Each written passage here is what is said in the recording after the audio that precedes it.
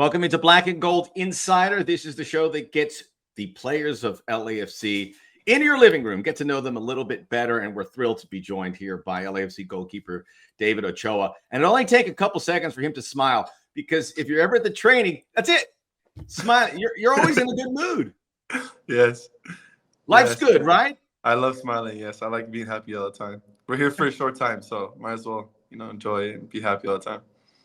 Very wise words from an exemplary young man and the pride of Oxnard, California. Tell us about where you're from. Yeah, well, I grew up in Oxnard, California. It's a small city. It's kind of away from Los Angeles, but I love it there. That's home for me. I have all my family over there. We got everything, man. We got good food. We got the beach. It's beautiful, beautiful city. Dude, Oxnard, way underrated. I mean, They always say it. And I go up there and have some good places to eat, and you got the beach right there. Yep. So very nice. And you still live there, so you commute to LAFC for training and games from Oxnard. As we know, if you don't know about Los Angeles, it's about 80 miles away, maybe less. But you have that corridor where there's always traffic.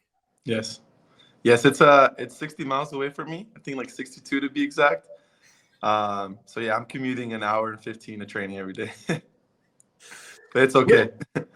We just want to talk to the officials in Los Angeles County and Ventura County, if they can just create an extra lane or two so David can come to training. And we know it gets all clogged up there by Thousand Oaks. We're looking out for David.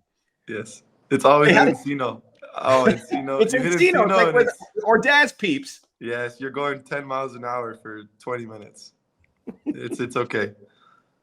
So when you mention your family's up there, what does that look like? How much of the family members are there? Brothers, sisters, parents, uncles? Yes, no, a lot. So from my mom's side, she had 14 siblings. My dad had 12 siblings. And both my parents actually met in Oxnard. I got like 10 and 10 from both sides, in Oxnard. So when we get together and we throw parties, we love throwing parties, celebrating, the holidays as one. We got a whole house full of, just family, and we love it. We're very close to each other, all of us. It's a proper party. That's what I'm talking about. Yeah, a lot of people, a lot of kids running around, a lot of food. It's great, good times. And soccer is big in the Ochoa household. How did you get into the sport? Yeah, so my dad, he still plays to this day. He's 56, I think. I lose track, but he still plays to this day with all his friends. I just remember, as a kid going to watch his soccer games, and he was a goalkeeper as well, actually. So, I always, when you're a kid, you always want to be like your dad. So I got into it young. At 4 years old, I went in goal and never got out of there. So I love it. Along the way, I had a David Ochoa that I kind of started looking up to. I think when the 2014 World Cup hit, when he killed it, from there I just started loving it and really pushing to become a professional.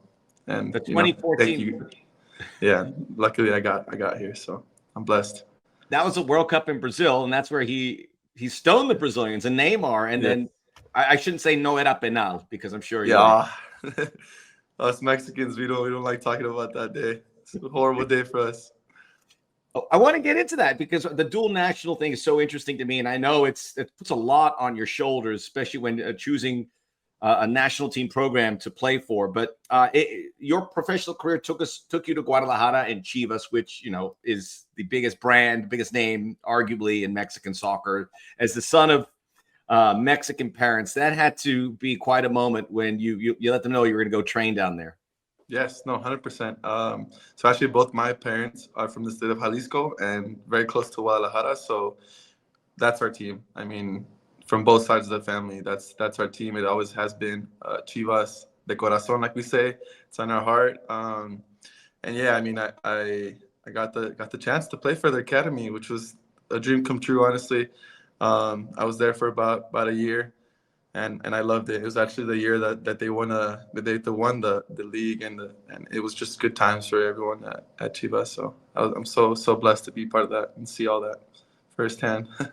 So you're off and running, young goalkeeper, set off into the world. What was after leaving the academy there and starting to shape up a professional career, what was your soccer adventure like? What was next on your plate in your challenges? Yes. So straight after that, I go to Real Salt Lake, and then spend what 6-7 years there. I did like 3 years of academy, and then 4 years as professional there. Um, and yeah, I mean, I did the academy there. I was up in Arizona. They used to be in Arizona. I lived in Casa Grande for a year, part of that housing or dorms, whatever you call it. And then I was part of the first generation that moved up to Salt Lake City and stayed up in the dorms there. And yeah, I mean, never left RSL. Then I went to DC United, spent a couple months there, enjoyed it. Then I went up to Mexico, and then same thing. I mean, just been bouncing around, kind of living the dream. Not bad at an early start. That RSL Academy was legit, man. That produced a lot of good players. Yes, no, 100%. We were always good. We were always battling out. I mean, I made it to quarterfinals, semifinals. Never got to win it, but we were always, battling it out with all the good academies. And someone reminded me as I was preparing for this interview, you actually made it to the senior team, RSL, and played a game at BMO Stadium. Was it a penalty you saved from Carlos? And then he comes back with this goal of the year over your head. Yes. What's that guy? I don't know. I love that guy. I can't say anything bad about him. He's a legend for us Mexicans. So yeah, I mean, I still can't believe it to this day that I saved this PK. And then, I always looked up to him as a kid. So, and then getting to play with him last year for a little bit. I mean, it's a dream come true. Living the dream. Amazing. I mean, that carries a lot of weight. Carlos Vela is that. I mean, we saw him at LAFC. He's the number one player in this club's history. But just to spend a young Mexican-American player to be able to carve out some time with Carlos, that's at the top. At the top. Yeah, I made sure to answer, ask him a bunch of questions and pick his brain a little bit. He's the man. Well done, David. This is what I tell young people out there. When you're ever a chance around people, introduce yourself, ask questions. That's a little, this is your interview, but I'm going to slide in there so people just ask questions. People, sometimes they don't want to hear it. Most of the time they enjoy the interaction. Yep. And David is a perfect example. We spoke to Frankie Amaya about this, who's also an LAFC player with local tie-ins down there in Santa Ana. The big decision for dual nationals, represent the United States or Mexico. You initially chose the United States. That decision, how difficult was it for you, for your family? Yeah, it's a tough one, but honestly, I'm so blessed to even have that decision. I mean, I'm so proud to be an American and so proud as well to be Mexican. And yeah, I mean, I started off with the Mexicans. That was my first ever call up to a national team. It was U16. I did that, and then but for some reason, like our schedules here in the U.S. didn't align with the Mexican schedule, so I missed one camp, and I was very upset with my director. I really wanted to go, and he was like, "No, you know what? Like, here, you stay here, and I'll try and get you a call up for the U.S." And yeah, they accepted it. They called me up, and yeah, I stayed there. I mean, up to what U17 all the way up to U23. So I did kind of the whole cycle there. But you got to call up too. You got to call up to the senior team, correct? Yes, I did. I got 2 call-ups. I did a January camp and then a Nations League. So yeah, man, it's the best. It's the best. I had a great time. But yeah, I mean, it's a tough decision. In the back of my head, I was always still, whenever Mexico would talk to me, and I mean, it was a tough one. I mean, because as a kid, like I just told you, we were just talking about the 2014 World Cup. As a kid, I always supported Mexico. Like for me, all those games where U.S. versus Mexico was a rivalry. I was always rooting for Mexico. For some reason, when I made it to the Nations League final with the U.S., actually, I was on the bench, and we were playing against Mexico. It just didn't feel right because, I mean, I'm looking at my idols. Guillermo Ochoa was in goal. Like I told you, he's my idol, man. Seeing him and kind of rooting against him just didn't feel right. So when I hit that moment, I really just had to think about it and make a decision. And yeah, I mean, I chose Mexico. I hope to play for them one day, just to make my family proud, my parents and my grandparents. I felt like that would make them a little. I mean, I'm sure they're proud still that I play for U.S., but probably a little more for their country, It's such a difficult decision. I think people have no idea, and put yourselves in your shoes to do that, because yeah, as you said, I mean, sitting on the sideline, and you grew up, it was instilled in you to pull for the Mexican team, but it's different for other players. They identify more on the American side. It's a different case for each player. And you mentioned you switched to Mexico. FIFA allowed a one-time switch. How did that come about, and what was that process to make the change over to Mexico? Yeah, so I played a U20 World Cup with the U.S. National team, and that kind of tied me down to them. So in order for me, to get that call up to Mexico, I had to do a one-time switch. So yeah, I mean, it was like a 6-month process. I was really thinking about it, talking to it with my parents, and yeah, eventually decided for Mexico. So I had to file like some paperwork to FIFA, and yeah, and now I'm officially a Mexican national team player, I guess you could say. It's like the big grin. Important to keep the parents involved. Yes, for sure. No, I like before every decision, I have to talk to my parents. I know you mentioned how many siblings your father and mother had. What's your crew like? How many brothers and sisters? Yeah, we're huge too. They had 6. Yeah, I have 4 little brothers and 1 little sister, and I'm the oldest. So our house is hectic sometimes. A lot of soccer balls flying, and it's funny. But Senior David's got to lay down the law. He's like, all right, kids, bring it down a notch. I'm the older sibling. Yeah. David, I wanted to ask you, because you went through a crazy time. I mean, you were high. Your name was in the household, and then there was a couple of years where, obviously after DC, where it struggled. And where did you turn to during that? And what did you tell yourself about your soccer career at that time? Yes. Yeah, I mean, I had a little bump along the road. I started off very highly. I was always like #1 prospect for my age and stuff. Like even for the national team, for my U20 World Cup, they bumped me up 2 years up. You know what I mean? Like I was always up and like the guy. But I mean, I'm human. I make mistakes, and life is like that. So yeah, I took a bump along the road. I learned a lot. I think I matured. I'm not mad at myself for it. I think it's okay for me to make mistakes. I'm human. So yeah, I mean, hopefully I don't have another one, but yeah, I mean, I'm grateful, man. I'm still here, and I'm blessed. I thank God every day. You're still here, here. And then one day you get a phone call, or you tell me how it worked. LAFC reaches out, and LAFC don't mess around with their player analysis and evaluations. I mean, they see and they do their homework. So what was that like when LAFC, whoever it was, or you can tell me, when they reached out with some interest to bring you in? Yeah, well, I was at the time where I just really wanted to make a good decision of where I wanted to go next with my career. And yeah, when LAFC called, for me, it was a no-brainer. I mean, ever since the club started, I always dreamed. I always, dreamed myself of playing for LAFC since it's so close to home. I never got that privilege of like my parents coming to watch me at the stadium and stuff. And for me, I mean, I always feel at my best when they're watching me. So yeah, when LAFC called, it's a no-brainer. Kind of had to prove myself again. And yeah, thanks to Oka and Jordan and Steve and the whole front office, they gave me a bunch of good advice, and they gave me the opportunity, and yeah, I took it, and yeah, I'm so grateful to the club. The advice, and you came in, you were LAFC too, but now you've broken into the 18 and you're backing up Hugo Lloris. I mean, just give us an idea about that work that you had to do, because you kind of had to, correct me if I'm wrong, kind of reinvent yourself from the bottom and come up again. Yes. Yeah, for sure. Yeah, I went 6 months without playing. So I was a little shaky, a little not fit, I guess you can say.